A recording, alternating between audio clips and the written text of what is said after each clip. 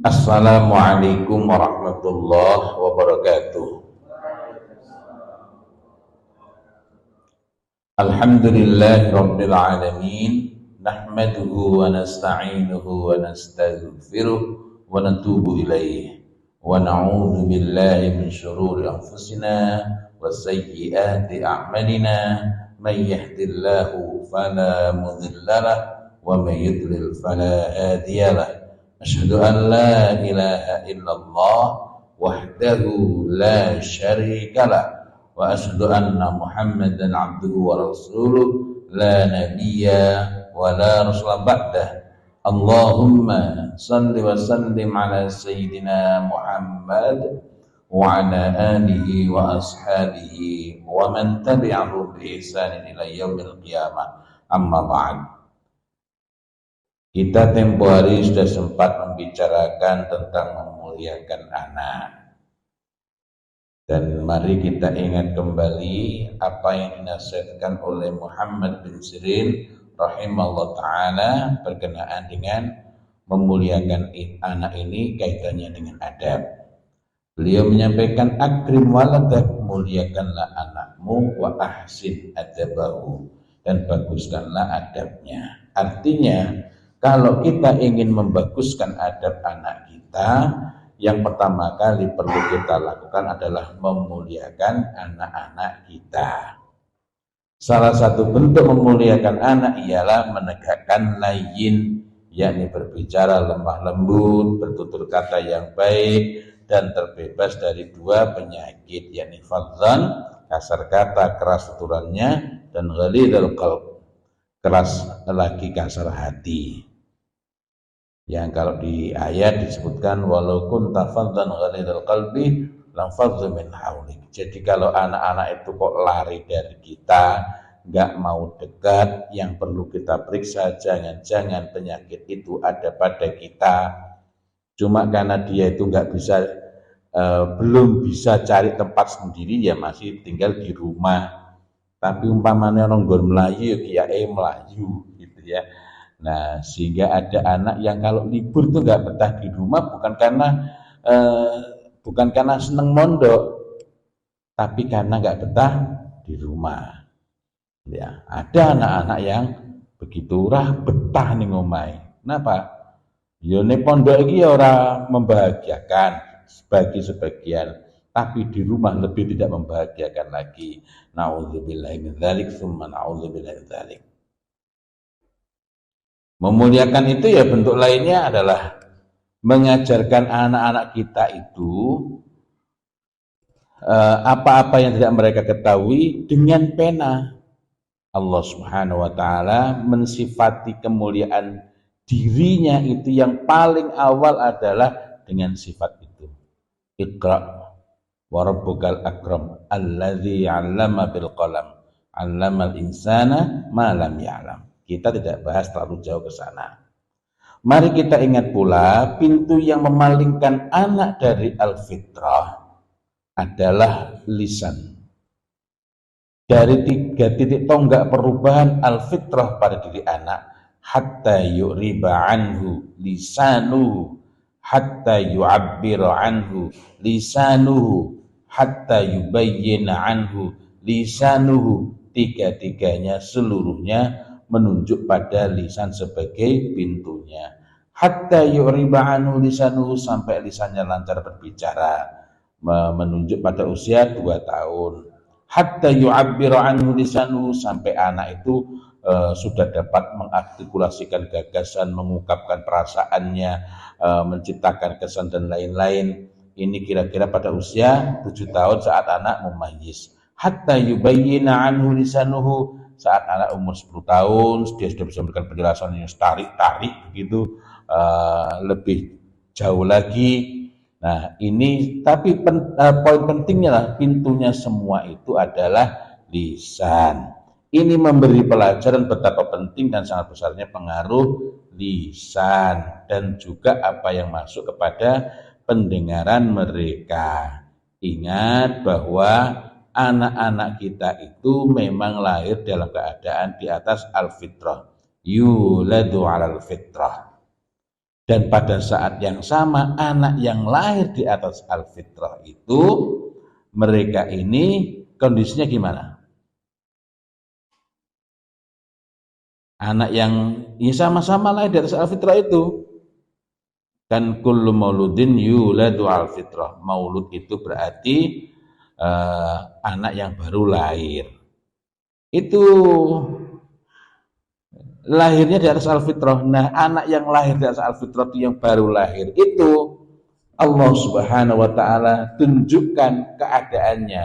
Wallahu akhrajakum min butuni ummahatikum la ta'lamuna syai'a wa ja'ala lakumus sam'a wal absara wal afidah la'allakum tashkurun. Dan Allah mengeluarkan kamu dari perut ibumu dalam keadaan tidak mengetahui sesuatu pun. Tidak mengetahui sesuatu pun itu maknanya apa? Ya itulah keadaan yang lahir di atas al-fitrah tadi. Dengan demikian, kalau begitu fitrah itu dapat menjadi dasar mendidik enggak? Enggak bisa. Kita itu tugasnya menjaga fitrah, berarti perlu sesuatu yang lain. Apa? Ya satu-satunya yang cocok, yang sesuai adalah agama ini. Karena itu kalau ada yang mengatakan pendidikan itu berbasis fitrah, salah jika dihadapkan pada dalil hadis dan ayat ini. Dan dia memberikan kepada kamu as-sam'ah, pendengaran. Pendengaran ini adalah alat masuknya ilmu tanpa kita perlu mengusahakan secara khusus. Angger wis melek mesti krungu, kecuali dublek. Ya. Kecuali denggak, kecuali tuli. Tapi kalau enggak, kita merem tetap bisa dengar. Bayi sebelum bisa melihat, urung iso bedake iki rupane mbokku apa rupane tanggaku ki, dia sudah bisa mendengar. Pendengarannya dulu. Dan berbeda juga dengan penglihatan. Kita bangun, ngelilir, terjaga. Kalau mata masih terpejam, maka kita tidak bisa melihat apa yang terjadi. Walaupun kita sudah terjaga, sudah terbangun, tapi mata merem, gak bisa ngelihat. Jangankan kayak gitu, saya gini sambil nerangkan merem, saya tidak bisa melihat apa yang ada di depan saya karena saya merem. Artinya untuk melihat itu perlu kesengajaan, perlu usaha. Nah, maka dalam hal ini yang paling awal kita perlu perhatikan adalah pendengarannya. Kalau kemudian pendengaran dan penglihatan itu kompak, sama-sama mengenai satu hal, Masya Allah pengaruhnya akan besar, sehingga memudahkan untuk munculnya pengaruh kepada hati. Sehingga dengan itu dapat menjadi orang yang bersyukur. Sementara dari hadis-hadis sebelumnya kita baca, tadi hatta yu'riba anhu lisanuhu hatta yu'abbiru anhu lisanuhu, itu hubungannya dengan apa? Imma syakiran wa imma kafura. Jadi boleh jadi dia itu menjadi orang yang bersyukur. Bersyukur di situ maknanya adalah orang yang masih tetap tegak di atas al-fitrah, masih lurus, masih baik, masih beres imannya. Umatnya Nabi Nuh yang selamat itu disebut sebagai hamba yang bersyukur. Bukan berarti karena bikin syukuran, tapi karena mereka masih tetap tegak di atas al-fitrah. Jadi lahir dalam keadaan di atas al-fitrah itu bukan berarti telah memiliki perangkat ilmu yang lengkap, bahkan tidak mengetahui apa-apa. Nah, kembali kepada pembahasan kita mengenai bagian berikut yang kaitan dengan adab itu, yakni bahwa tingginya adab itu, bagusnya adab itu karena adab, dalam tanda petik adab nanti kita bahas. Sementara rusaknya adab karena rotonah. Rotonah itu apa? Nanti kita bahas juga insya Allah. Tapi yang jelas dari ketiga hal tadi, hatta yu'riba anhu lisanuhu, hatta yu'abbira anhu lisanuhu, hatta yubayyin anhu lisanuhu, kuwabeh kuwi lho lisan. Maka salah satu ikhtiar menjaga al-fitrah adalah dengan membaguskan lisan kita, dan pada saat yang sama membaguskan lisan anak, sehingga tidak terucap kecuali hal-hal yang baik dengan cara yang baik pula. Kita juga menjaga lisan mereka agar tidak berkata kotor lagi, kasar. Dari sini kita dapat memahami mengapa bagusnya lisan sangat besar pengaruhnya dalam mendidikkan adab. Ya. Sebaliknya, buruknya lisan merupakan jalan rusaknya adab. Saya merasakan anak saya sendiri, tempat belajarnya berbeda setelah nggak di rumah, yang dididik, yang diajarkan berbeda, maka dari tata cara berbahasa itu mempengaruhi sikapnya. Berkenaan dengan terjaganya tingginya adab, bersebab adab, mari kita perbincangkan bersama-sama. Selain bermakna tata krama, kesusilaan, dan sikap mulia, adab itu juga bermakna susastra. Maka ada fakultas adab, jurusan sastra Arab, jurusan sastra Jawa, jurusan macam-macam. Nah, adab. Jika waktu terpenting untuk memeriksa anak kita syakir, maknanya bersyukur, yakni maksudnya fitrah, ataukah sebaliknya semuanya berkaitan dengan lisan, maka begitu pula upaya meninggikan, membaguskan adab sangat erat berkaitan dengan lisan. Itu sebabnya agama ini memberi perhatian yang sangat besar kepada kesempurnaan berbahasa, mendalam dan kokoh maknanya, indah tuturan bahasanya, dan mengena ketika disampaikan. Di antara pelajaran yang dapat kita ambil dari pribadi Rasulullah Muhammad SAW, beliau ini disusukan kepada seorang ibu yang terkenal kefasihan berbicaranya. Nah ini hal-hal yang menjadi perhatian yang penting untuk kita perhatikan. Begitu pula bangsa Arab di masa-masa berikutnya, dari generasi awal Islam ini, menyusukan anak kepada seorang perempuan itu seringkali atas pertimbangan kefasihan bahasanya. Imam Syafi'i rahimahullah ta'ala agar dapat memahami dengan baik rasa bahasa itu, bahkan beliau memerlukan diri untuk tinggal bersama suku pemilik bahasa itu. Jadi asal ungkapan bahasa itu. Ini semua menandakan pentingnya tertib dalam berbahasa. Tentang adab dalam makna susastra ini, ada kisah yang berkenaan dengan Hajjaj bin Yusuf Al-Thaqafi, seorang penguasa yang sangat kontroversial. Di luar jasanya yang sangat besar dan memudahkan kita belajar membaca Al-Quran hingga hari ini, karena zaman dulu nggak ada bedanya antara ha, kha, jim, karena nggak pakai titik. Sudah nggak pakai titik, nggak ada sakalnya. Sekarang ini kan sudah dimudahkan banget, ya. Nun ya beda dengan ba, tak ya beda dengan ya, apalagi yang itu kita sangat dimudahkan. Nah dulu nggak ada. Nah yang berjasa membuat itu semua sehingga memudahkan kita adalah Hajjaj bin Yusuf Al-Thaqafi. Tapi orang yang sama itu terkenal sangat kejam. Ribuan nyawa itu melayang karena kekejamannya.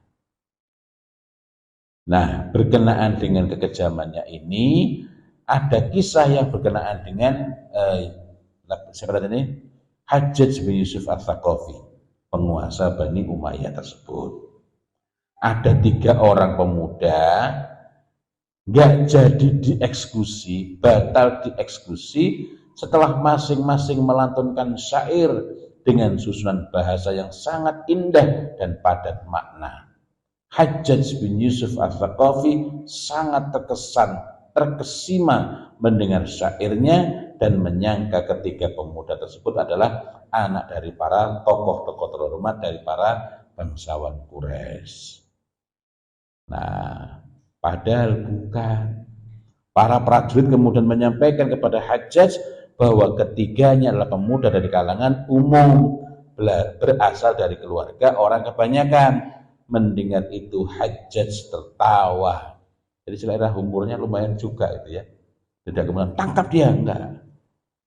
Lalu dia mengatakan, alimu, ini alimu Pak alimu ini ya, alimu auladakumul adab. Ajarilah anak-anak kalian sastra. Jadi karena itu kita ajari anak cara berbicara, berbahasa yang rasa bahasanya itu nyes gitu. Rasa bahasanya itu memang kerasa, keindahannya, ketinggiannya. Bukan omongan yang hambar, tak berasa, rasopan, gitu ya. Fawallahi laula fasahatuhum laquti'at a'naquhum. Demi Allah, seandainya bukan karena kefasihan mereka ketika melantunkan syair-syair itu, maka sudah kupenggal leher mereka itu. Nah, jadi dalam perkataan sebenarnya ada ungkapan lebih panjang dari Hajjaj bin Yusuf ini, tapi saya mengambil yang singkat saja. Nah, pada perkataan Yusuf tadi, alimu auladakumul adab. Al-adab di sini maknanya adalah sastra, sastra yang baik. Yang kemudian diikuti fawallahi laula fasahatuhum laquti'at a'naquhum tadi itu. Nah, itu adab situ maknanya adalah sastra, sastra yang baik. Fasihnya lisan dan bagusnya susunan bahasa sehingga melahirkan rangkaian yang indah. Kalau susunan bahasanya itu indah, jadi lebih masuk, lebih nyes, lebih membekas, lebih berkesan. Anak suruh makan, maknanya ya sama, suruh makan, enak dimaem, itu rasanya beda. Makan beda lagi, walaupun jajannya podo panganan nih, badokan ngono. Itu kan rasanya beda. Ya, rasa bahasanya berbeda, dan itu masih ada tingkatan-tingkatan lagi. Yang halus, yang indah, itu ada lagi yang di atasnya. Semakin anak itu terbiasa untuk bertutur dengan susunan bahasa yang kuat, maka faedahnya adalah dia akan lebih peka terhadap perbedaan susunan bahasa. Ya, karena beda sekali. Tutur kata yang baik juga memberikan bekas yang kuat. Jadi tutur kata yang baik itu mempengaruhi perilaku. Tutur kata yang baik, fasihnya lisan, bagusnya susunan bahasa itu membaguskan akal. Ya, membaguskan akal, membaguskan budi pekerti. Orang ngomong halus kok dengan cara yang kasar itu tidak enak. Enak. Kita berbicara dengan dengan susunan yang misalnya puitis gitu kan. Kok ngomongnya dengan kasar kan ya ora cocok itu. Itu mempengaruhi.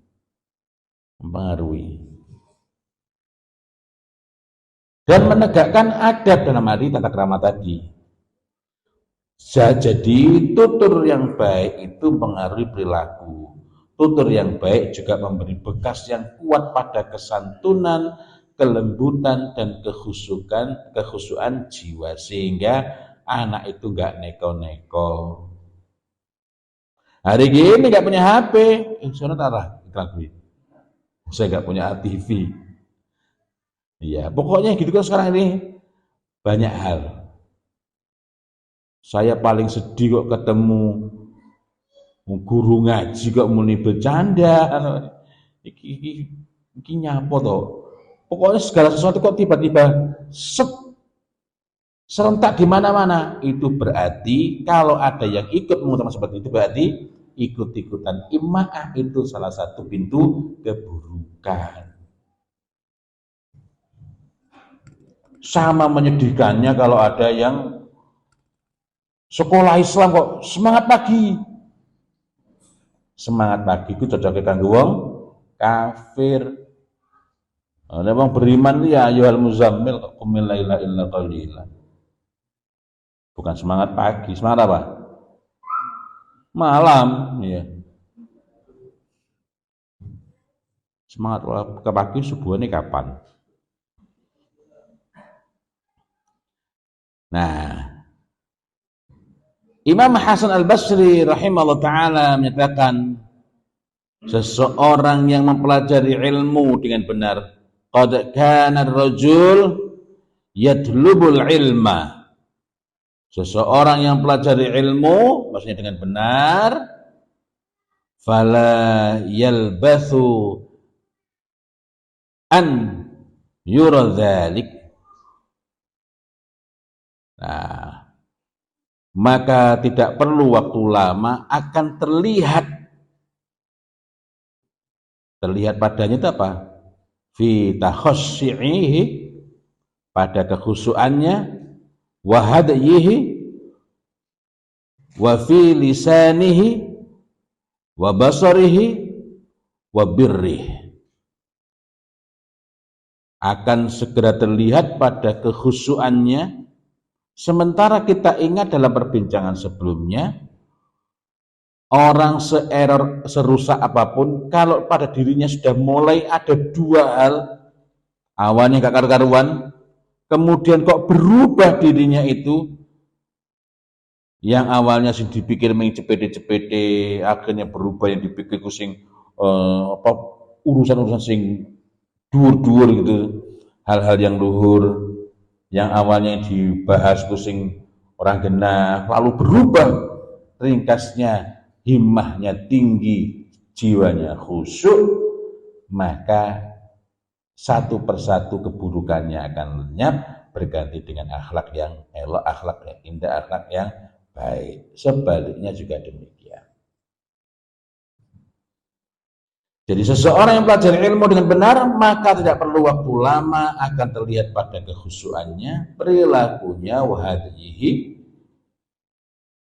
wa fi lisanihi, dan pada ucapannya, wa basarih, penglihatannya, masih ada lagi, wa birrih, dan kebaikannya, kebajikannya, bukan cuma baik. Tentu saja indahnya bahasa dan kuatnya susastra bukan sekedar sastra, bukan satu-satunya faktor, tetapi ini merupakan pintu masuk yang sangat penting, sebab bahasa itu mempengaruhi secara langsung bagaimana sikap fisik kita ketika kita berpikir, mempengaruhi pula berpengaruh pula pada emosi kita. Bayangkan umpamanya kalau di sini nggak terlalu terasa, kenapa orang Jawa kabeh, kecuali kalau ada yang enggak. Orang Jawa berbicara menggunakan kromo inggil misalnya, rasanya akan sangat nggak pas kalau kita mengucapkannya sambil teriak.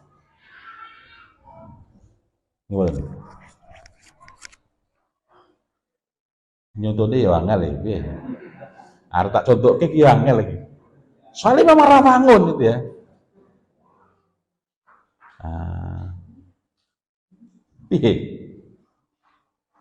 Wah, menggunakan kromo inggil kok sambil wes. angel. Nah, ya jangan salah paham ya, walaupun ini semuanya Jawa. Kalau saya kan bahasa Jawa itu bukan karena menjadikan bahasa Jawa sebagai standar. Enggak. Saya sendiri ini kan saya Jawa Timur, bukan penutur Kromo Inggil. Saya jadi teringat ketika awal-awal di Jogja sudah nikah, istri saya juga bukan orang Jawa, ada teman yang orang Jogja. Saya ngomong sama ibu saya kan bedain teman saya kan gini, kalau sama teman, kau wis mangan, kon wis mangan. Sama ibu, bu, sampai wis mangan. Ada teman saya kaget, oh sama orang tua kok kasar? Ya enggak. Kenapa? Karena itulah yang kita dapatkan. Tetapi memang begitu saya melihat bagaimana cara bertutur di Jogja, memang tingkatannya beda. Itu ya udah pas kok misalnya pakai bahasa pakai kromo inggil kok dengan langgam seperti Jawa Timuran tadi, ora cocok. Kabeh iki ono cocoke. Jadi saya mencontohkan tadi ya semata-mata karena lebih dekat saja. Soalnya tinggal di Jogja ya. Niki ini padha wae Klaten ya. Apalagi kemarin baru dari Jawa Timur. Wah, hari Ahad kemarin, hari Ahad ya.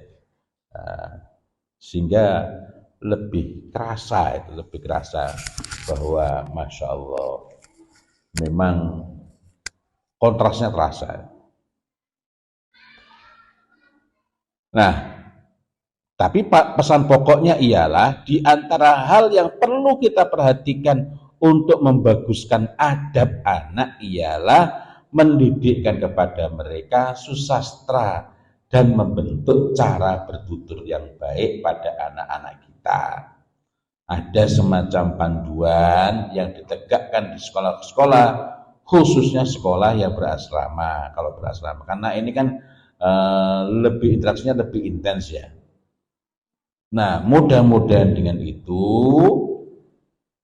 adab anak akan bagus, bukan hanya pada adat alias kebiasaannya.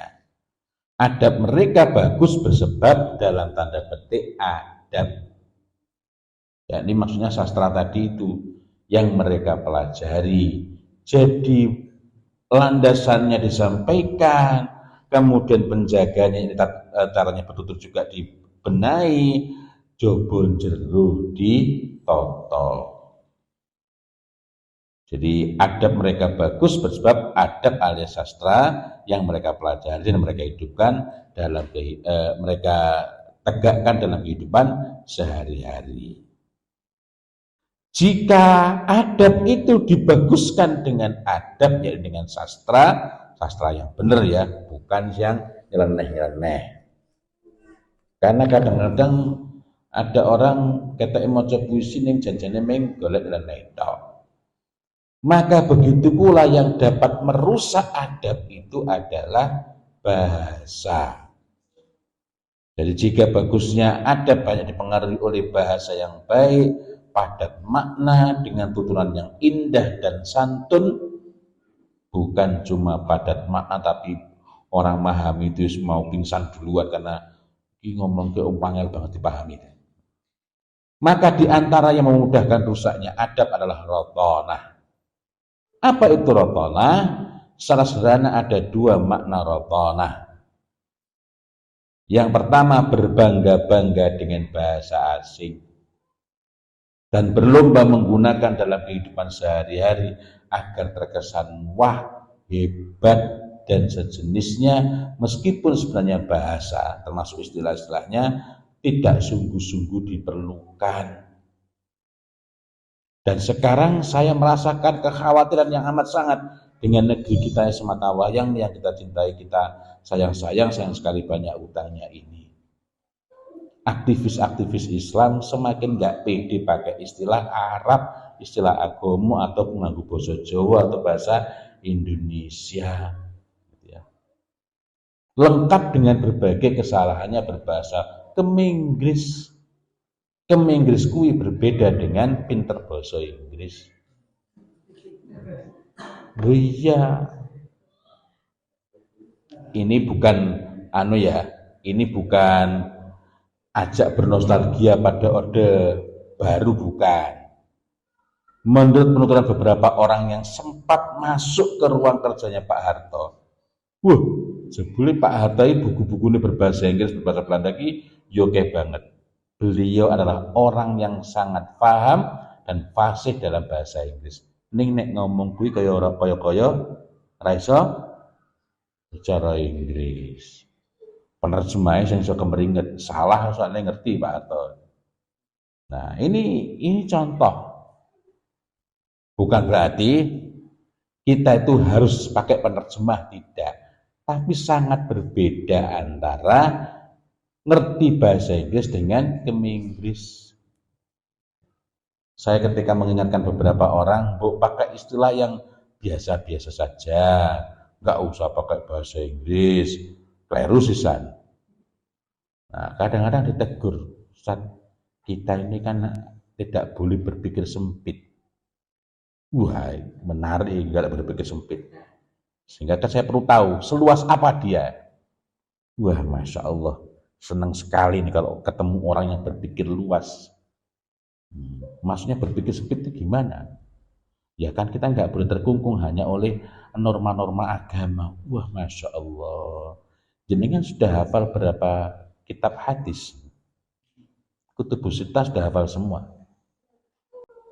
Ya enggak, Ustaz. Padahal Kutubus Sittah itu hanya baru sebagian loh itu.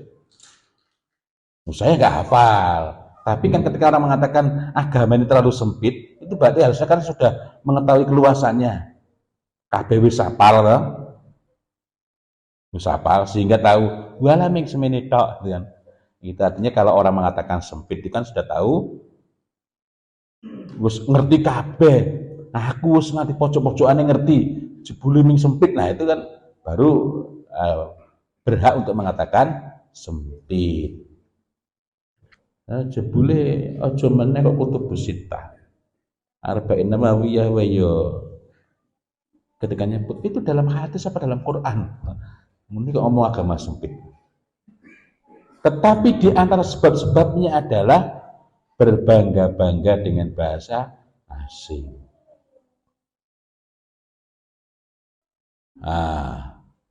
Saya tempo hari itu sempat lihat, wah sekarang juga banyak gitu, orang jualan liquid parfum, liquidnya bahasa Inggris, parfum pakai PARFUM.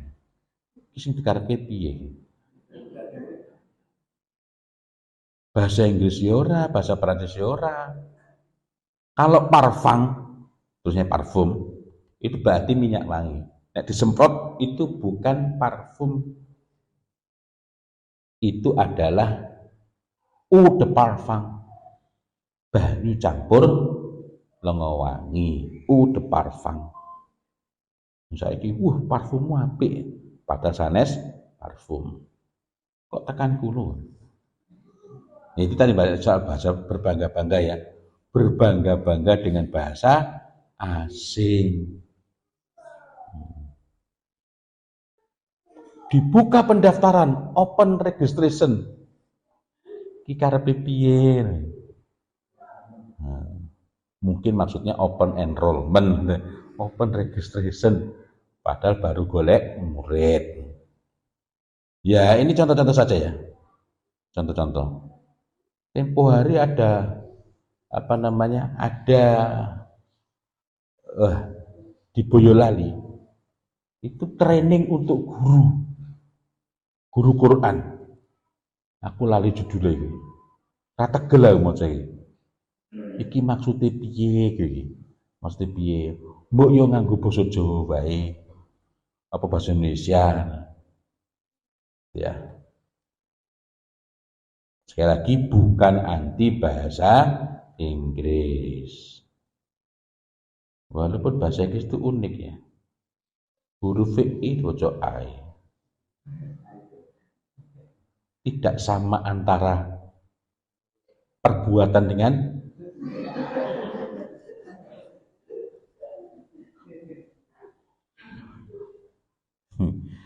sekali lagi bukan anti ya, bukan anti. Loh, kalau bisa itu kita malah pakarnya. Agus Salim itu menguasai bukan cuma satu dua bahasa, tapi tidak minder menggunakan bahasa sendiri, wabil khusus bahasa agama. Kita ini yang justru perlu merasa malu kayak saya begini ini, kok ya telat lah ngerti agama.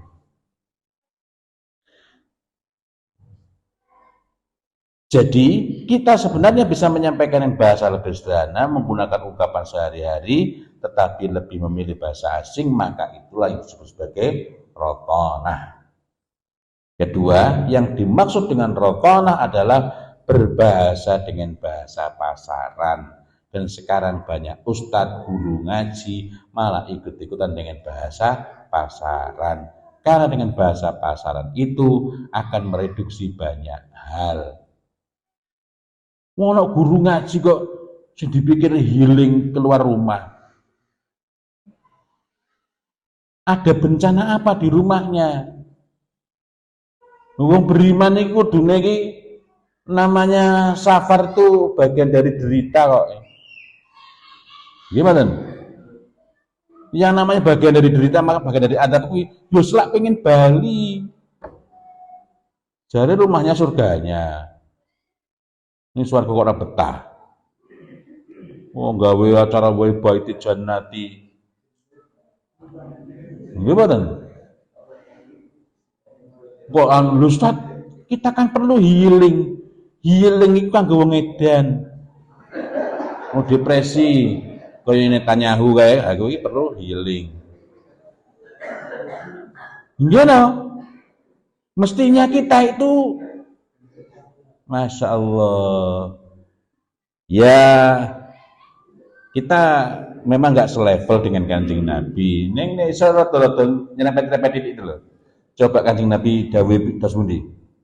Hubbiba ilayya min dunya, dalam riwayat yang lain min dunyakum an-nisa wat-tib wa ju'ilat. Berikutnya apa?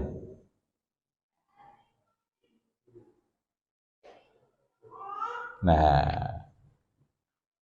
ini menarik. Ini menarik. Hubbiba ilayya min dunyakum, dijadikan cinta pada apa namanya, pada diriku ini. Hubbiba, bukan aku mencintai, tapi dijadikan cinta pada diriku ini dari dunia kalian. Apa itu? An-nisa, istri, wadib, minyak wangi yang tabii, alami, asli, dan toyib. Jadi karena itu tidak setiap minyak wangi itu dapat dikatakan sebagai tib. Boleh jadi itar tapi bukan tib. Nah, tapi berikutnya apa? Wa ju'ilat qurratu aini fis shalah. Wah, ngono kuwi sing top tenan ya. Jadi wajulat, dua yang pertama tadi itu bagian dari dunia, sementara yang ketiga tadi itu dipisahkan. Kan tadi hubbiba ilayya min dunyakum, atau dalam riwayat yang lain innama hubbiba ilayya min dunyakum an-nisa wat-tib. Ini bagi yang urusan dunia. Wajulat qurratu aini fis shalah, dan dijadikan penyejuk mataku itu healingku. Kok healing? Ya rata gelar nyebut healing. Karena healing kan wong sing depresi kayak. Ya. Rupe sumpek, putus asa, penuh kebekuan, penuh kebuntuan itu perlu healing. Ini ndak penyejuk mata. Fisolah, terletak pada dalam sholat. Berarti kalau ada orang ya masuk nih ngomong terus ya perlu healing, rumah tangga gak bahagia, sholat ya hambar, khusyuk sehingga tidak bisa menenteramkan. Gitu ya. Ya Allah, level kita masih kayak gini. Ini agak melenceng sedikit. Jadi normalnya itu makin bertambah iman kita, Ini para ulama memberikan pembahasan lebih khusus pada penggunaan kata hubbiba ilayya. Karena ini adalah kecintaan dari para nabi. Seluruh nabi itu dijadikan cinta dalam urusan ini. Ya, An-Nisa, istri. Loh, nabi itu ngajak istri-istrinya itu bukan kok traveling pas perang. Terus ngajak, ya. Saya itu juga dimaknai, loh, ini Nabi itu juga suka ngajak traveling.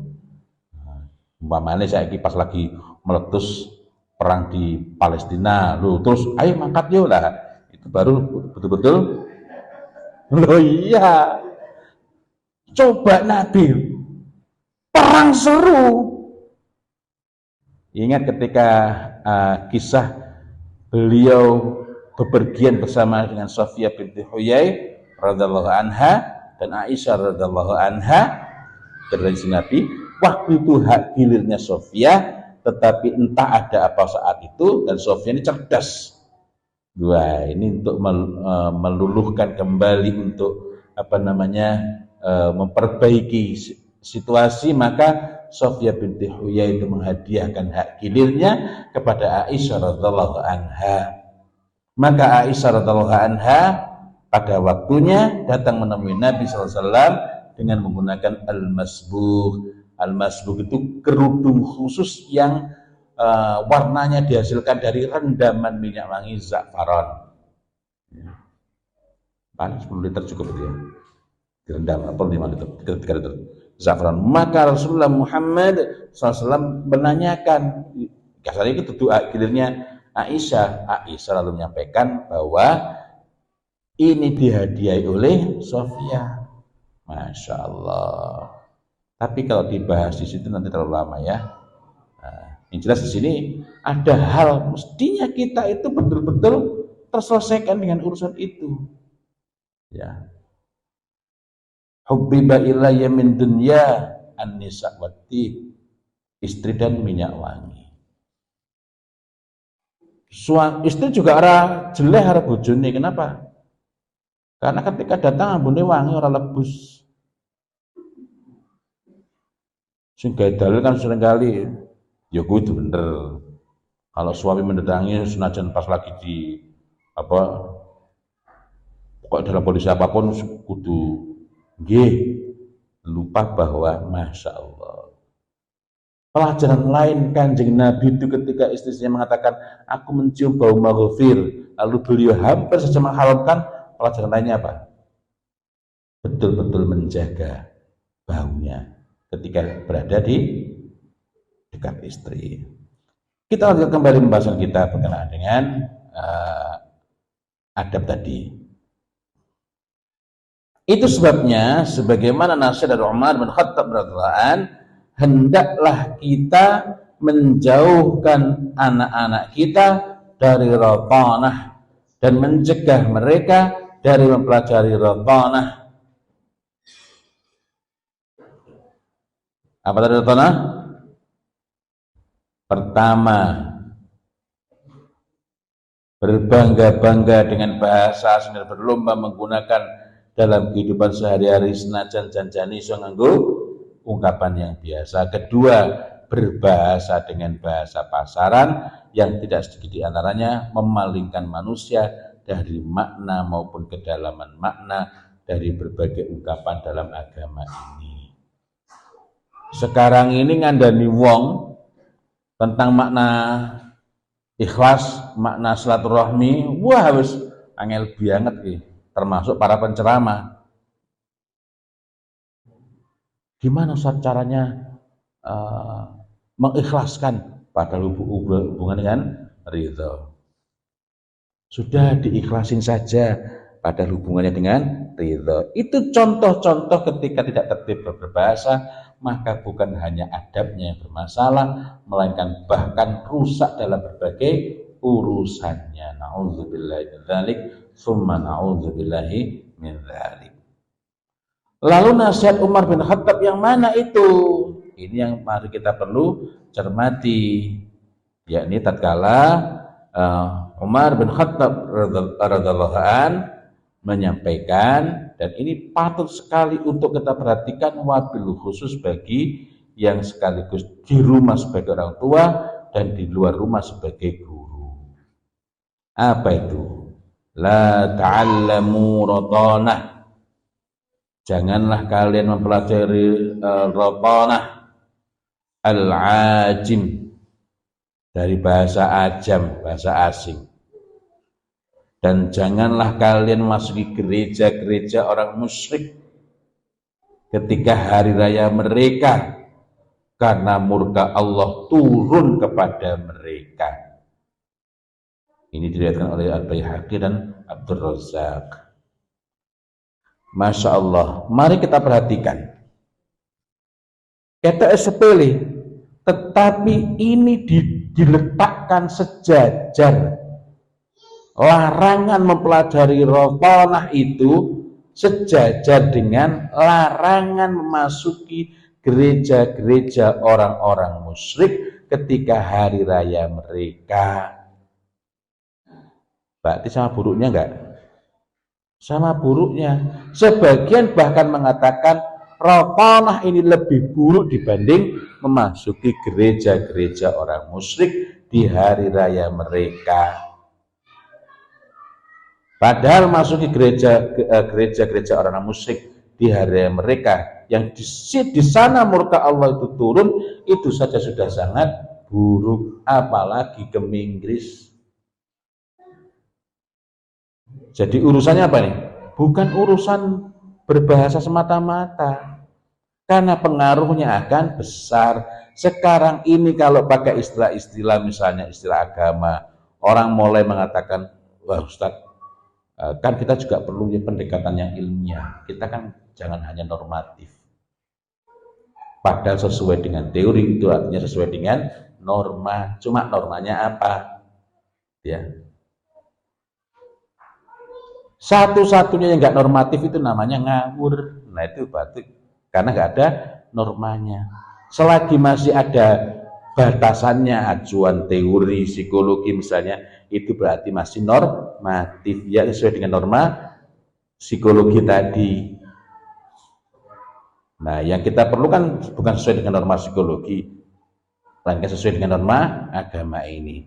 Tetapi ini hanyalah contoh bahwa begitu kita ini sudah mulai malu pakai bahasa kita sendiri, pakai bahasa agama, pakai istilah agama, malu, maka saat itulah mulai kehilangan, kita mulai terjajah pikiran kita, terjajah akal kita, terjajah keyakinan kita. Dan sepanjang sejarah tidak pernah ada penjajahan fisik kecuali dimulai dari penjajahan yang sifatnya akal, penjajahan yang sifatnya pikiran, penjajahan yang sifatnya keyakinan. Nah, jadi biar lebih matang ya mengenai ratanah ini. Meskipun sepertinya nanti masih perlu saya bahas lagi pada pertemuan yang akan datang, tapi saya perlu tegaskan lagi tentang ratanah ini. Jadi apa yang dimaksud ratanah? Ratanah atau jika dikatakan yatakallam ratanah adalah berbicara dengan bahasa ajam, maksudnya bahasa asing, dengan perkataan-perkataan atau tuturan bahasa yang tidak dipahami. Pada dasarnya begitu. Jadi sengaja nganggo basa-basa sing apa namanya? Didik which is saiki iki apa iki, saya itu paling risih kalau ada orang ngomong wah super luar biasa amazing.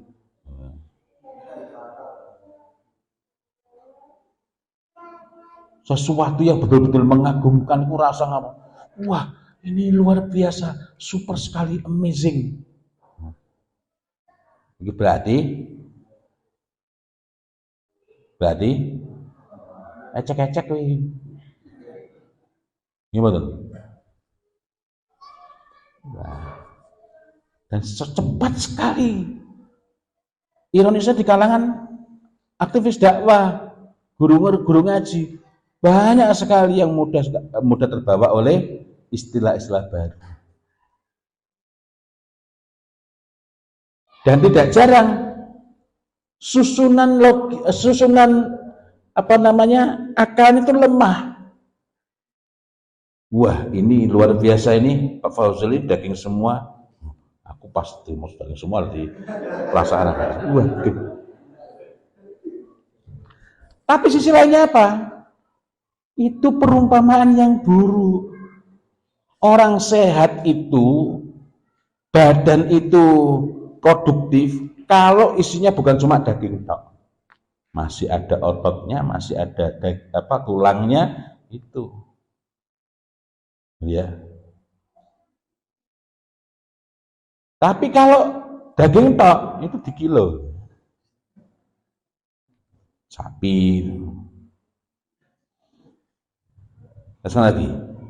Jadi ini merupakan keburukan yang dapat melemahkan sekaligus pintu berbagai keburukan jika kita sibukkan anak dengan rotonah di saat dia sedang menuntut ilmu.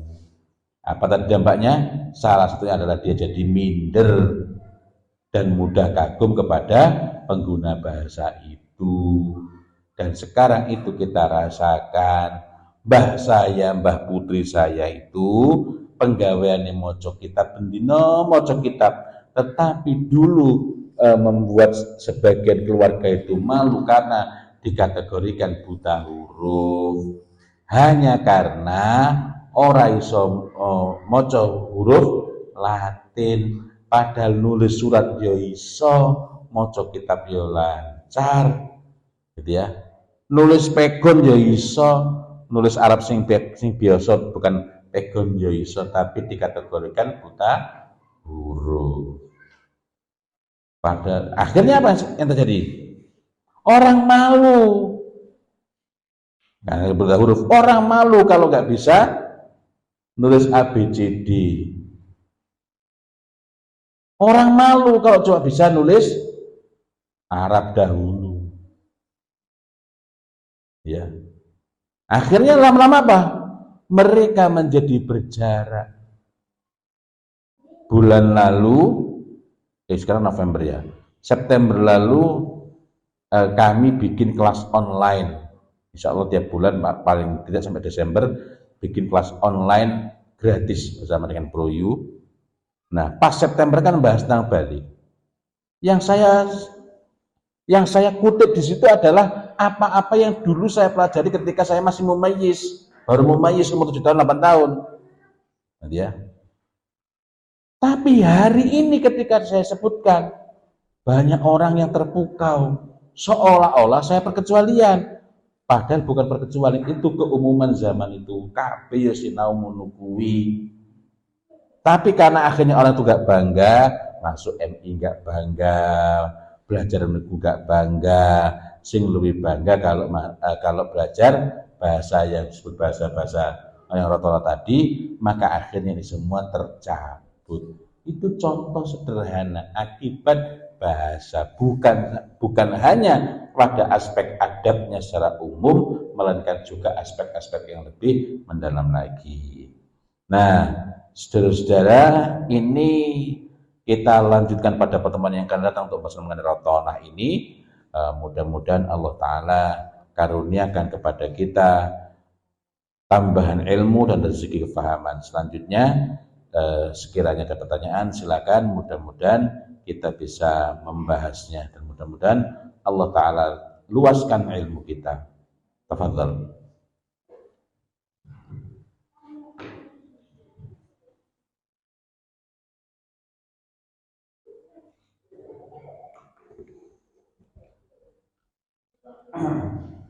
Gimana Bapak Ibu, ngantuk tidak nih?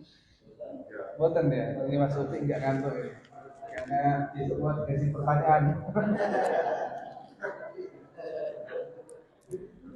Jadi ada komitmen besok kalau masuk kantor nanti salah satu tugasnya adalah kasih pertanyaan material untuk Ustaz Fauzul Aziz di kantor kami.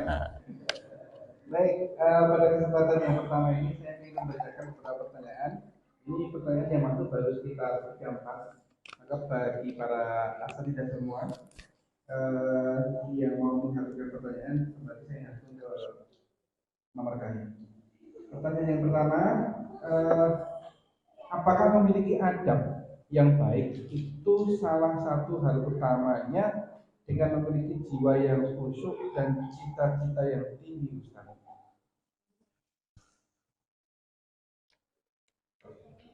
Cita-cita yang tinggi, tepatnya ulul himmah. Karena himmah itu sendiri agak susah diterjemahkan kalau sebagai cita-cita. Yang sempat kita bahas juga ya. Jadi himmah itu gabungan antara tekad yang kuat, kemudian motivasi yang tinggi, itu himmah. Sementara cita-cita itu sangat bergantung pada adanya himmah, himmahnya tinggi atau tidak. Al-matlubul a'la mauqufun husuluhu ala himmatin aliyah wa niyatin sahihah. Cita-cita yang tinggi itu sangat bergantung kepada himmah yang tinggi.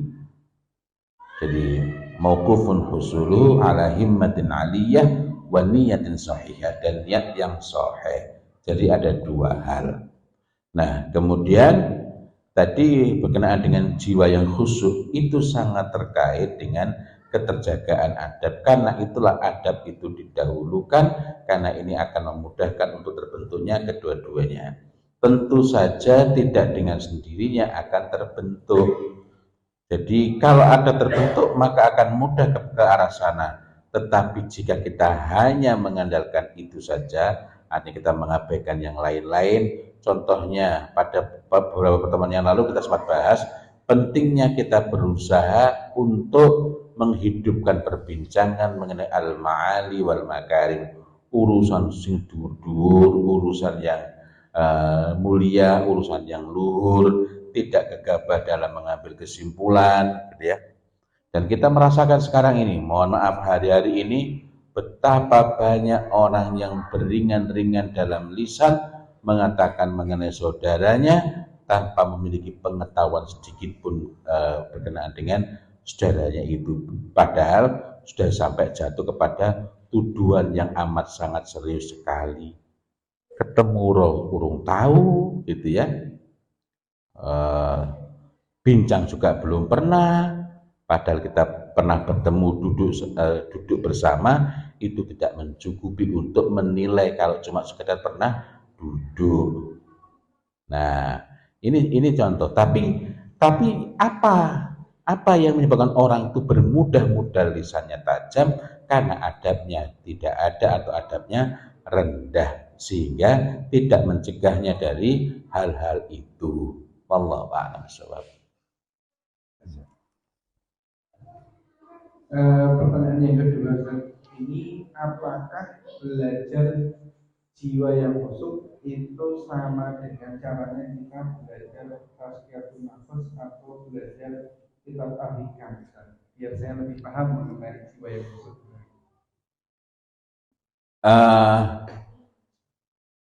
Gimana tadi itu? Tazkiyatun nafs itu mensucikan diri, belum tentu menjadikan orang itu memiliki ulul himmah.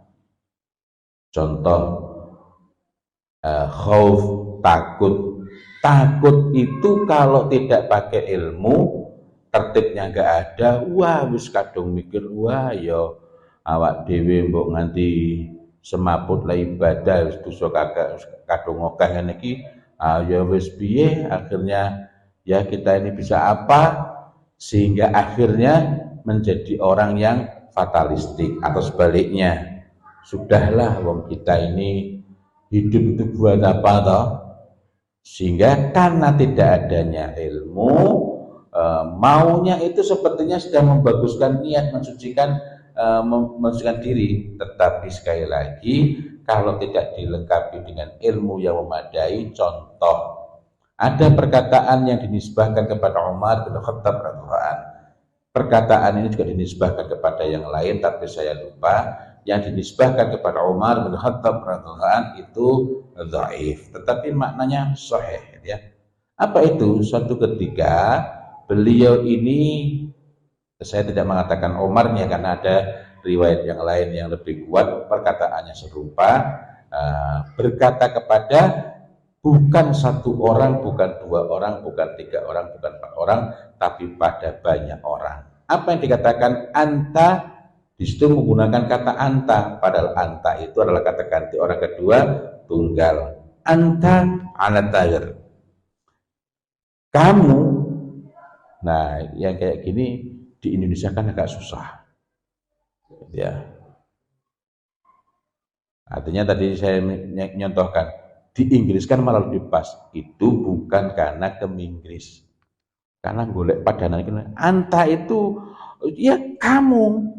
Tapi kamu itu kalau dalam bahasa Inggris itu every single of you, bukan cuma every of you, tapi every single of you. Jadi setiap satu dari kamu itu betul-betul ya cuma kamu itu. Jadi walaupun suami istri, maka ada amanah yang tidak dapat diwakilkan. Ala tahir, di atas benteng mintuhul Islam, di benteng-benteng penjagaan Islam. Nah, maka kalau kita sadari ini, kita itu perlu memiliki sesuatu, apapun bidang kita. Kita mempelajari IT itu sungguh-sungguh all out tenanan, habis-habisan sampai tertingkat expertise, tingkat keahlian yang tidak dimiliki oleh siapapun. Ini diperlukan untuk mengambil fardu kifayah dan untuk menjaga Islam ini dari rongrongan melalui arah tersebut. Kita ini juga perlu ada, dan setiap orang itu perlu paham di benteng mana dia itu berada. Terutama dari sekian banyak itu ada dua pintu utama yang perlu menjadi perhatian kita, karena dua pintu utama adalah pintu utama syaitan menggelincirkan manusia. Maka tazkiyatun nafs saja tidak cukup. Agama ini kan bukan cuma urusan itu, ya. Jadi kita perlu mempelajari keseluruhannya, ya. Nah, kita perlu dua pintu utama itu apa? Dua pintu utama itu apa? Harta dan anak. Wasyarikhum fil amwali wal auladi wa'idhum wa ma ya'iduhum syaitanu illa ghurura. Jadi banyak sekali pintu, tapi ada dua pintu utama yang di situ menjadi target utama, menjadi pintu paling paling mudah menggelincirkan manusia, yakni pertama urusan harta dan urusan anak. Maka kalau orang itu ilmunya cumpon, ngomong was-was, berisi janji-janji memukau dalam soal harta atau soal anak, maka akan mudah dindel, gitu ya. Nek rawati dosa, kalau nggak takut dosa. Jadi sekali lagi, ini bukan hanya dari tazkiyatun nafs. Dan sebaik-baik pensucian jiwa itu adalah apa-apa yang dituntunkan oleh Rasulullah Muhammad Sallallahu Alaihi Wasallam.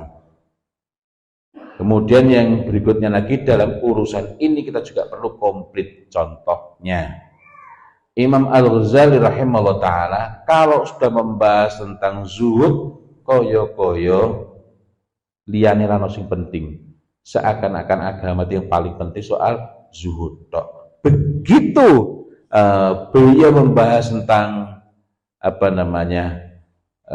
sajaah, koyo-koyo agama ki sing penting mek urusan kuwi tok. Nah, yang ingin saya katakan adalah, banyak orang tergelincir ketika misalnya membaca Ihya Ulumuddin hanya pada satu atau dua bagian, padahal kita itu baru bisa mencapai keutuhannya kalau membaca secara komplit, gitu ya, masalah komplit. Wallahu a'lam bishawab. Sepanjang yang saya tahu, Al-Hikam berbeda halnya, tidak demikian. Ya, saya tidak dapat berkomentar lebih jauh, tetapi kalau kita ingin memiliki ulul himmah dan pada saat yang sama jiwanya khusyuk, maka yang perlu dilakukan bukan itu. Wallahu a'lam bishawab. Pertanyaan berikutnya, fenomena anak kecil berbicara jorok atau saru, atau berbicara kasar atau miso-miso, Setelah ditelusur, ada pengaruh lingkungan di rumah dan masyarakat yang seperti itu, dan mungkin sulit untuk dirubah karena faktor eksternal. Bagaimana kita di lingkungan sekolah untuk mengatasi masalah anak seperti ini? Pertama mungkin sulit itu kita sudah ndisi kerso. Loh kita ini sudah diingatkan sama Kanjeng Nabi kayak.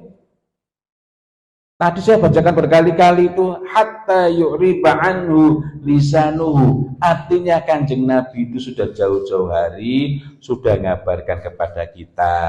Li kuwi lho delengen di momentum ini hatta yu'riba anhu lisanuhu fa idza a'raba anhu lisanuhu imma syakiran wa imma kafura. Yang kedua, hatta yu'abbiru anhu lisanuhu umur 7 tahun sama imma syakiran wa imma kafura. Lalu umur 10 tahun, tapi hal lainnya adalah di dalam hadis yang lain kita mendapati bahwa meskipun anak sudah berubah, kullu mauludin yuladu 'alal fitrah hatta yu'riba anhu lisanuhu fa abawahu. Kalau hadis yang lain kullu mauludin yuladu 'alal fitrah fa abawahu, maka yang ini setelah hatta yu'riba anhu lisanuhu fa abawahu. Bedanya apa? Wallahu a'lam bishawab. Sebenarnya yang saya pelajari, bedanya adalah kalau hadis yang kullu mauludin yuladu 'alal fitrah fa abawahu maknanya adalah yang bertanggung jawab untuk menjaga atau menjadikannya anak itu menyimpang dari kebaikan, dari kebenaran ketika anak itu baru lahir, penentunya adalah orang tua. Sementara hadis kedua tadi hatta yu'riba anhu lisanuhu fa abawahu maknanya adalah kalau anak itu sudah rusak, tadi disebutkan terpengaruh oleh lingkungan luar, kita tidak bisa mengatakan gimana Nabi, ya Rasul gimana lingkungannya kayak gini. Rasulullah SAW sebutkan situ, tunjuk situ. Siapa penentunya? Siapa penentunya? Orang tua. Loh kok iso anakku ora betah omong-omongan, kok iso anak itu gak seneng ngobrol dengan orang tuanya, dengan dulure. Kuwi berarti mesti ana sing salah. Sing salah sapa? Wong tua fa'abawahu.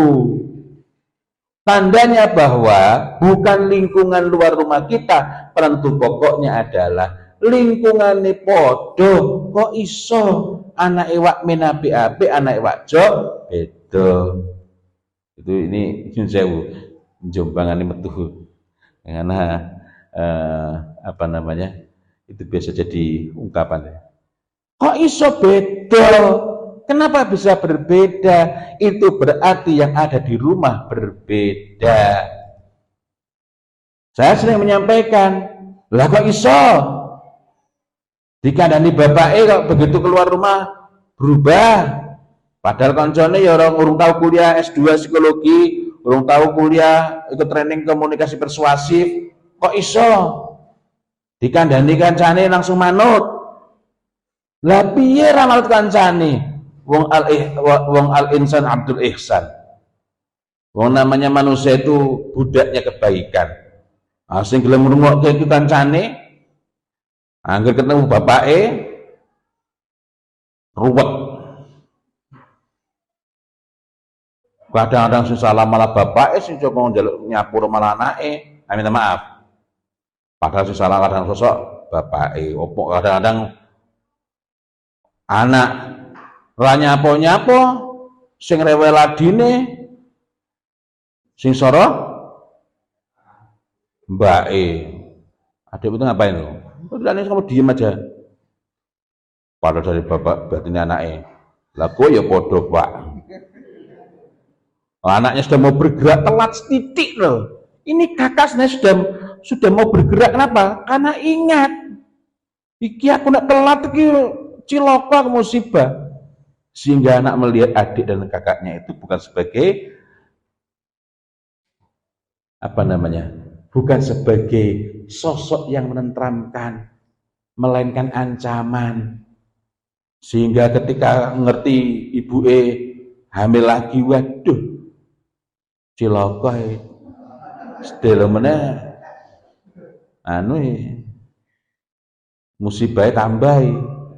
Tapi berbeda halnya kalau rumah itu, nanti perhatikan dalam kitab Al-Fitrah Haqiqatuha wa Madzahibun Nasfiha. Kalau rumah itu menjadi bi'ah solihah, minimal bi'ah hasanah, lingkungan yang baik dan kondusif terhadap kebaikan, seneng ketemu dulure iki, seneng ketemu ibu iki, seneng. Sehingga ketika remaja pun mereka itu senang dikasih nasihat oleh orang tuanya. Itu. Apa sebabnya? Kok anak itu tadi omongannya kotor? Ya yang dia dapatkan yang gelem ngrungokke kancane. Cerita digatekke. Oh yo. Digatekke. Sementara ketika cerita ning mboke perjuangan yang wangel, bunda, bunda, apa toh? Wong sing waras, ora golek masalah. Tinimbang bendina menderita, ngundang wong tua wangel, persis lho jenengan pas buka apa jenenge YouTube kok wer. Sing dipilih apa? Apa? Pindah. Cuma kan rasa pindah mbok. Pak, golek mbok liya wae, Pak. Lah itu. Apane bapake padha wae. Sing siji ngono, sing siji ngono, maka di saat itulah perkataan temannya akan jauh lebih didengar. Sama halnya, bukan berarti kalau anak itu sekolah, mohon maaf saya mengatakan, Bapak Ibu sekalian, kalau anak sudah sekolah, anak itu lebih percaya pada orang tua atau lebih percaya pada guru? Gemboten. Alhamdulillahirabbil alamin, anak saya 7. Ada anak yang lebih percaya pada orang tuanya dibanding pada guru, ini masih baik. Nanti orang tuanya bisa menyampaikan, wah nak gurumu gue tak sekolah kira ngerti ra? Oh gurumu iki wae anggus nek urusan sinau top markota ulan. Sinau iki gurumu iki gegeng kabeh le sinau. Artinya orang tua bisa membangun, mengokohkan kepercayaan anak kepada guru. Ada anak yang lebih percaya pada gurunya dibanding pada orang tua. Kenapa? Karena dia sudah tahu borok orang tuane. Ya, udah. Diam. Sing salah kuwi adine ning sing kangen mingkem sapa? Sudah. Udah enggak usah nangis, udah. Oh, sama adiknya kok. Udah nanti Bapak beliin. Nanti sesuk Pak.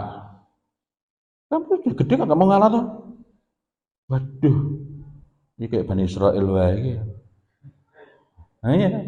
Bapaknya kayak Bani Israel wingi kondo entak belikan saiki ditagih ora gelem ngalah to. Wes sing waras ngalah wis. Maka anak akan lebih melihat yang tidak pernah menyelisih ku sapa? Kancane. Senajan kancane ngejak Allah. Ana pelem antil wae. Dia ngikut, kenapa? Al-insan abdul ihsan. Ungkapan lain adalah al-ihsan yu'jizul insan. Kebaikan itu membuat manusia itu apes. Karena itu dulu kami dinasihati, waktu dulu yang menasihati sambil guyu, sampai kepingin dakwah, wis siap Pak. Mau dakwah ki abot, nek ceramah tok gampang, ngapal ngetek wis cukup. Nek dakwah ku sampean siap Pak. Lagi butuh nemen, lagi betul-betul memerlukan. Lo kok ditawani dunya? Beloloen silau. Al-ihsanu yu'jizul insan. Telo sampean. Wae ngomong A kasih ngomong A. Kenapa? Arepe ngomong kereng lho kelingan. Waduh. Iki apik karo aku. Nah, itu al-ihsan yu'jizul insan. Nah, Jadi dalam hal ini maka yang perlu diperkokoh adalah apa? Pengaruhnya. Pengaruh siapa? Tadi yang nanyakan guru. Nah, guru ini. Nah, berkenaan dengan itu, insya Allah besok, kalau ini berupa rekaman, tapi bisa daftar. Nanti silakan dicek di IG saya atau IG Kepo Info You. Gimana sih kita itu ikhtiar kita untuk menjadikan kelas kita, sekolah kita itu bukan cuma nggak ada bullying. Karena yang perlu kita siapkan itu bukan generasi yang tidak merokok, tidak pacaran, tidak tawuran, tidak narkoba. Kuira cukup. Gimana Bu, anaknya ngerokok? Alhamdulillah enggak. Narkoba enggak, pacaran enggak, uh, terus miras enggak, sholat enggak, enggak. Jadi enggak cukup, perlu lebih baik lagi. Mohon maaf, pertanyaan tadi menggambarkan, mohon maaf ya, bahwa guru ini bingung sih dilakukan apa? Itu persis dengan saya ketika kemarin pompa air saya itu mati. Ya orang ngerti kok ora milih iki. Dicolok ora milih. Buat saya itu rumit sekali itu. Sehingga akhirnya rumus saya adalah ketika saya tanya, "Gimana itu?" Sebentar, saya telepon. Dulu tetangga sekarang pindah tempat tinggalnya. "Oh, nggih, Pak." Orangnya datang, tuk tuk tuk tuk tuk tuk tuk. Nganti 15 menit. Beres pun, Pak. Loh. Oh, benjing kalau tahu ini meleh. Bisa cek lagi. Tadi pagi datang. Enggak nyampe 1 jam. Sudah selesai semua. Bener, wah, mengotot mawon Pak. Bagi saya rumit. Bulat kenapa? Enggak tahu ilmunya. Bagi tadi itu Pak Is, ngalamin ngono wae. Saya jadi ingat pernah tuh bawa sepeda, saya naik masukkan mobil ke tukang kunci dekat Mandala Bakti Wanita Taman dekat IAIN. Saya ke situ, kemudian saya tanya, "Pun Pak, ngoten mawon."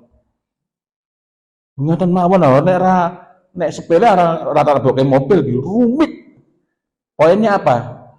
Maka kalau kita itu tidak mengilmui, hal sederhana jadi rumit. Sebaliknya, kalau kita pahami, maka kita tidak tadi nyuwun sewu ungkapannya. Apa tadi itu? Itu kan pokoknya berat sekali itu.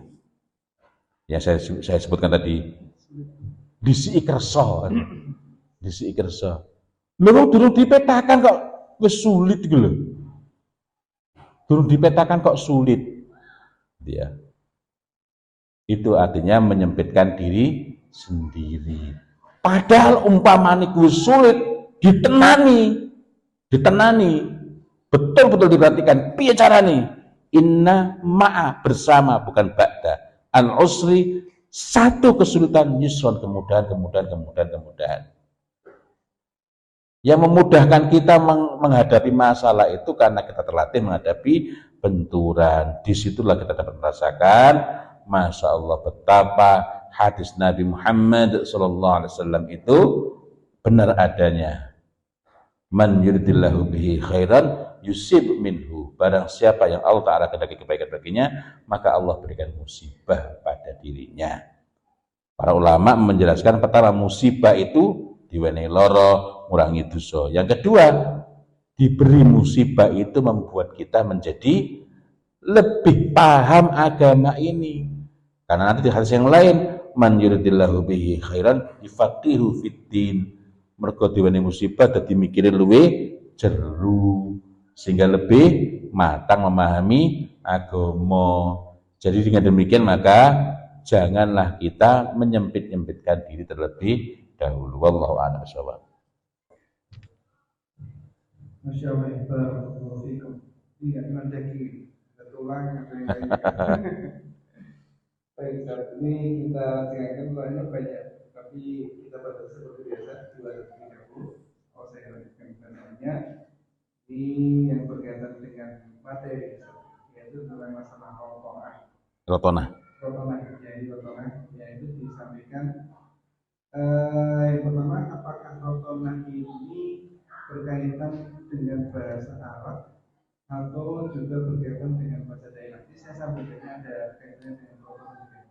Yang kedua, biar kami lebih paham tentang rotonah, apakah orang Jepang itu buat contoh yang tidak rotonah ya, kalau mempertahankan bahasanya? Iya, rotonah itu ya dalam konteksnya ketika diucapkan oleh Umar bin Khattab radhiyallahu anhu ya bahasa Arab. Umar bin Khattab orang mana? Orang Arab. Nah, maka penjelasan lebih jauh adalah sesiapa yang dirinya itu silau dengan bahasa selain bahasanya sendiri, yang kedua selain bahasa agama, gitu ya. Karena ini dua hal penting. Kita ini nanti disuruhkan untuk mendakwahkan agama dengan bahasa siapa? Bahasa kaum. Sehingga mestinya kita itu lebih menguasai bahasa kaum kita. Di mana kita ditempatkan, disitulah kita berusaha untuk memahami dengan sebaik-baiknya. Itu sebabnya dalam konteks saya, kalau nggak menguasai bahasa, paling tidak menguasai lahjahnya, dialeknya. Sehingga ketika saya misalnya ngisi di Purbalingga ya menyesuaikan ya ramane biyunge niki terus pundi kabare. Nah, kok bisa kayak kiye? Ya karena yang saya hadapi ya pada ngapak. Tapi berbeda lagi kan, misalnya di Makassar. Salamnya pun berbeda. Assalamualaikum warahmatullahi wabarakatuh. Kenapa? Karena lain dia punya bicara. Loh, tapi kalau di Madura aja beda saya. Nah, ini bukan karena saya pandai bahasa Madura, enggak. Walaupun pernah itu, selesai ngisi ditanya pakai bahasa Madura, loh, enggak ngerti saya.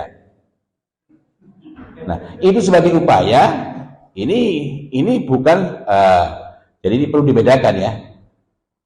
Nanti insya Allah kita bahas pada pertemuan yang akan datang, nanti ada seruan-seruan untuk pelajari bahasa asing. Dalam hal ini di antaranya ada seorang sahabat yang memang diutus oleh Rasulullah Muhammad SAW belajar bahasa Suryani, salah satu rumpun bahasa-bahasa Semit, ya, yang banyak dipakai oleh sebagian sekte Kristen dan juga sebagian Yahudi. Nanti bahasa lainnya lagi. Artinya penguasaan bahasa itu jika kita pelajari dalam rangka untuk tujuan yang sangat kokoh, yang sangat jelas, bukan karena kita silau, terpukau dan minder, maka itu semua insya Allah akan dapat menjadi sebab-sebab kebaikan, gitu ya, sebab-sebab kebaikan. Nah, misalnya contoh 2 pekan lagi ke Medan aku. Jadi kalau bisa ada beda lagi aku. Cuma ini masih belum ketemu tone-nya, belum ketemu orangnya. Cuma ketika sampai sana kadang-kadang saya tanya sama orang sana itu, Bang, abang ini dari mana bang? Batak apa kita bang? Batak mana pula? Macam mana pula? Ini belum bisa ketemu frekuensinya. Kalau sudah ketemu orang sana, misalnya 3-4 jam baru bisa lebih alami. Itu saya lakukan termasuk ketika di Malaysia atau ketika saya ke negeri-negeri lain, pakai bahasa Inggris tapi menyesuaikan dengan bahasa sana, ya, lahja sana. How much is it? Itu untuk menyesuaikan, ya, menyesuaikan. Saya tidak bermaksud mengatakan bahwa kita harus seperti itu, tetapi saya contohkan ini hanyalah untuk memberikan gambaran bahwa mempelajari bahasa asing itu tidak menjadikan buruk jika kita lakukan bukan untuk berada di bawahnya. Kita menguasai kalau perlu yang paling paham di apa namanya, di KL, bukan KL sebenarnya, saya lupa nama tempatnya. Ada orang Indonesia, suami istri orang Indonesia, tetapi beliau yang menjadi rujukan orang-orang Malaysia kalau mau nulis makalah, nulis macam-macam itu dalam bahasa Malaysia. Karena penguasaan bahasa Malaysia, tata bahasa, rasa bahasanya justru lebih fasih dibanding orang Malaysia sendiri, gitu ya. Beliau sendiri aslinya Minang, istrinya Tuban apa pokoknya Jawa Timur itulah. Ya. Nah, artinya ini contoh beliau menguasai bahasa itu. Bagaimana dengan Jepang? Jepang dulu memang demikian. Bedakan antara orang yang keras kepala, gitu ya, keras kepala. Saya tidak mengatakan bahwa itu mereka mesti keras kepala. Dengan orang yang tidak mau terbuka, dengan orang yang menjaga diri dari rotona. Hari ini di Jepang pun banyak yang sudah mulai terpukau, sebab sesungguhnya tidak ada penjagaan yang lebih kuat dibanding agama ini. Gitu ya. Beberapa orang Jepang itu kalau negaranya, masya Allah, begitu di luar negaranya beda lagi. Saya bukan hendak meremehkan orang Jepang, enggak. Masya Allah, banyak juga yang di dalam maupun di luar itu sangat baik. Tetapi yang ingin saya garis bawahi adalah kebaikan itu tidak diletakkan pada satu bangsa, tapi kebaikan diletakkan pada kesesuaiannya dengan tuntunan agama ini. Hari ini Jepang sedang menghadapi ancaman bahaya kepunahan. Banyak perempuan yang lebih suka menikah dengan karakter ya boneka, dengan kucing, dengan macam-macam kartun dan lain-lain. Laki-lakinya juga demikian. 22 November itu dikenal sebagai Ifufu Nohi. Ifufu Nohi adalah hari keharmonisan rumah tangga. Tapi beberapa tahun terakhir Ifufu Nohi ditandai dengan ada orang menikah dengan kucing, ada orang menikah dengan kartun, dan lain-lain. Dan ada berbagai tragedi lainnya. Wallahu a'lam bishawab. Berikutnya, apa yang dapat dilakukan orang tua untuk menuntut anak mengembangkan kejujuran dan integritas dalam segala aspek kehidupan? Kalau jujur nggak terancam, dia akan memilih jujur. Yang kedua, ya kita sendiri harus menempatkan diri kita untuk yaqulu qaulan sadida. Yang ketiga, jika ada masalah, jangan menggunakan prasangka.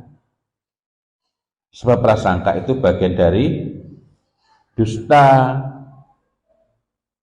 Ada anak nangis. Contoh sederhana, adiknya nangis keras. Itu contoh, ini saya jadikan contoh. Kenapa? Karena paling mudah untuk dicerna. Ada kakaknya, kakaknya nggak salah apa-apa kalau langsung kakaknya disalahkan. Kan yang nangis adiknya. Yang putusnya siapa? Ya adiknya dulu. Tapi kalau misalnya, ayo, kamu apa adikmu? Hah? Kau nangis? Minta maaf. Maka anak akan melihat, iki aku nek ngomong apa anane, kalau saya ngomong apa adanya cilaka. Sehingga akhirnya anak bukan hanya belajar tidak jujur, melainkan belajar menjadi penjilat, atau belajar menjadi pendendam, atau hanya tampak manis depan kita. Maaf.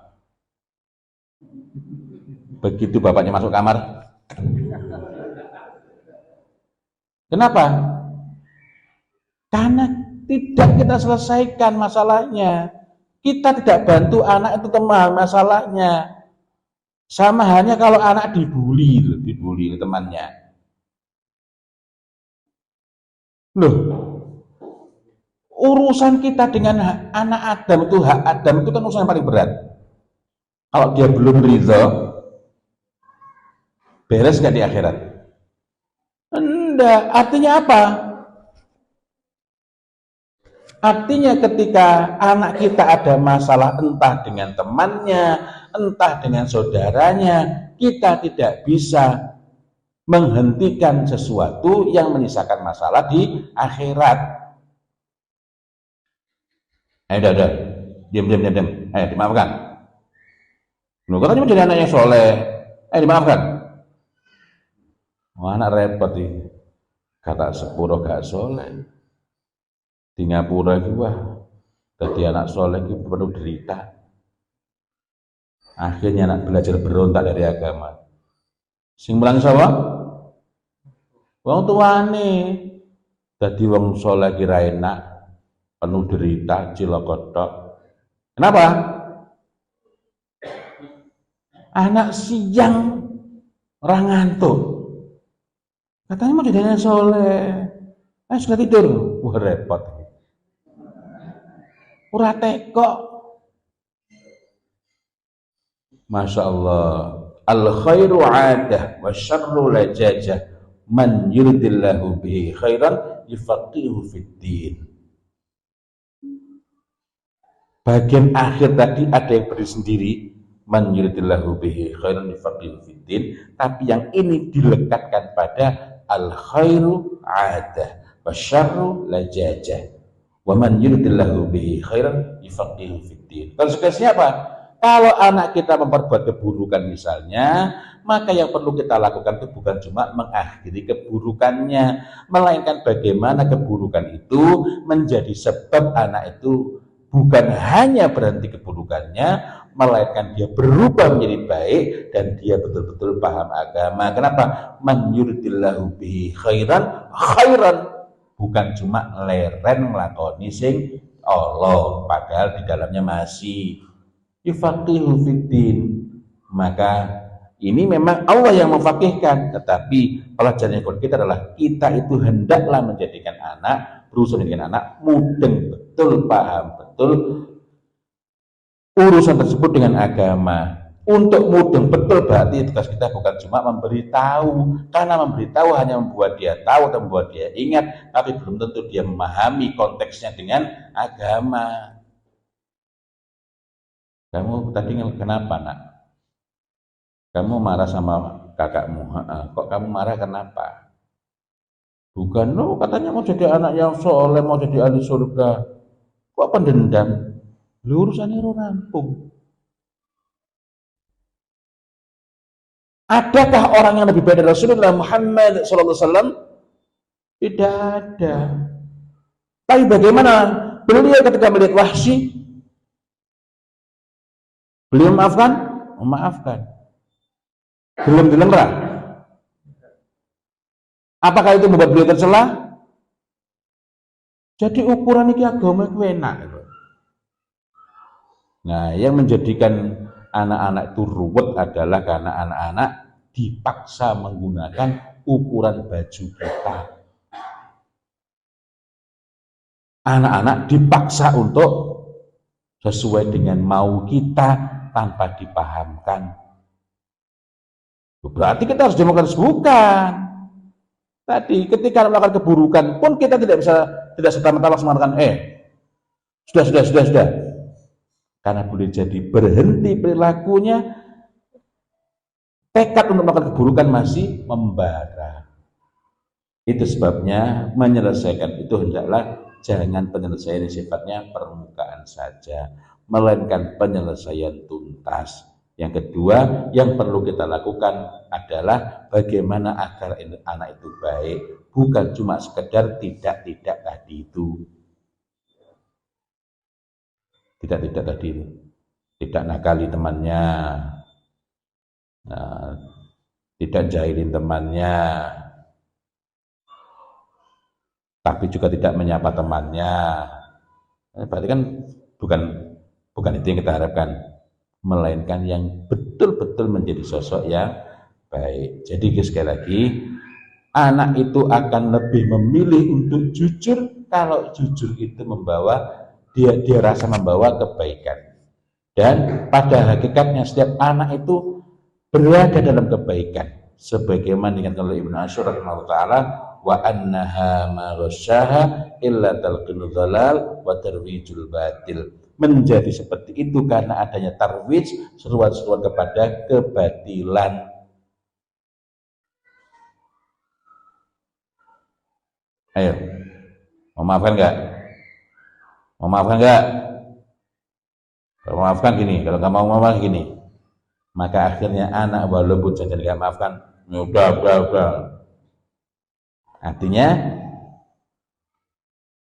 Artinya apa? Marah masih ada, bahkan mungkin bertambah, sehingga begitu orang tua itu lengah golek selimpeni. Yang ngajarin siapa? Wong tuane. Ngoten nggih, wallahu a'lam bishawab.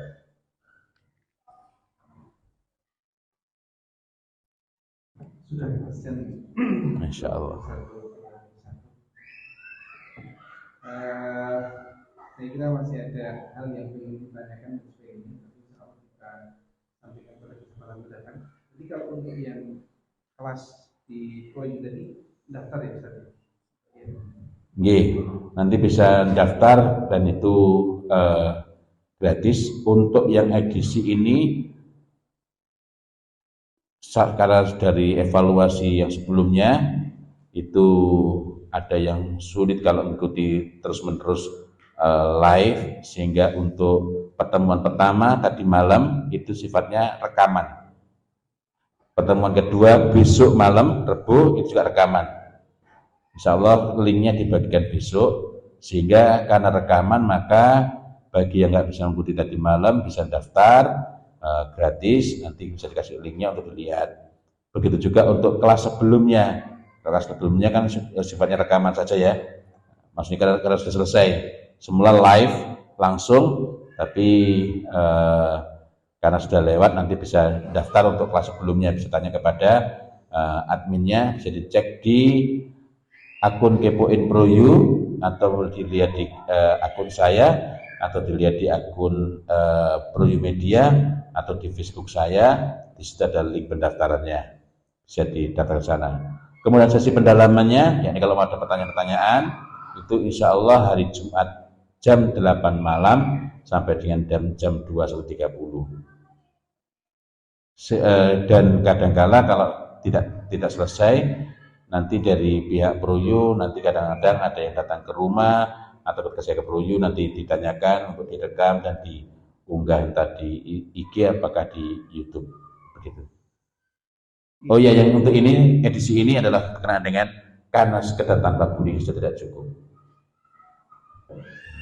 Baik, Bapak Ibu semua, alhamdulillah kesempatan kajian hari ini telah usai. Sebagai sedikit penutup, saya yakin dari Bapak Ibu semua kebanyakan adalah pendidik yang seharusnya setiap hari ataupun pendidik yang mungkin di masjidnya dan sebagainya.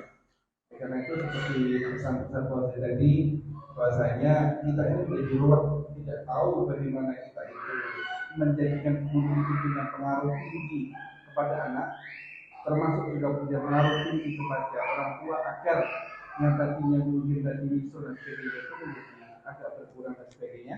Maka ketika kita ingin tahu lebih dalam, tentunya kita harus punya ilmu yang lebih banyak. Salah satu caranya kita punya ilmu lebih banyak adalah dengan terus belajar dalam berbagai hal, baik itu nanti proyek dan sebagainya, karena itu salah satu bentuk dari ulul himmah. Dengan kita senantiasa mengupgrade diri, kata beberapa teman upgrading gitu, mengupgrade diri, kemudian kita senantiasa belajar lagi sampai menemukan solusi, itu adalah bentuk ulumul himmah, dan itulah yang akan menjadikan kita itu menjadi lebih dan bisa menyelesaikan masalah yang mungkin saat ini level kita belum bisa. Karena itu saya Hasung termasuk kenapa kita menjalankan acara kegiatan kali ini adalah dalam rangka kita memperbaiki diri kita agar lebih memantas-mantaskan diri untuk semakin dipercaya dan semakin menjadi hamba Allah yang memang karena kita mau menjadikan amal pentingan kita dalam amal seperti ini. Mudah-mudahan niat kita yang sederhana ini, mudah-mudahan apa yang kita lakukan yang sederhana ini menjadikan rahmat Allah itu menjadi semakin dekat dengan kita, memudahkan kita untuk semakin baik dan bukan karena yang lain, tapi karena Allah semata. Kita tutup kajian pada kesempatan malam hari ini dengan membaca kifaratul majelis.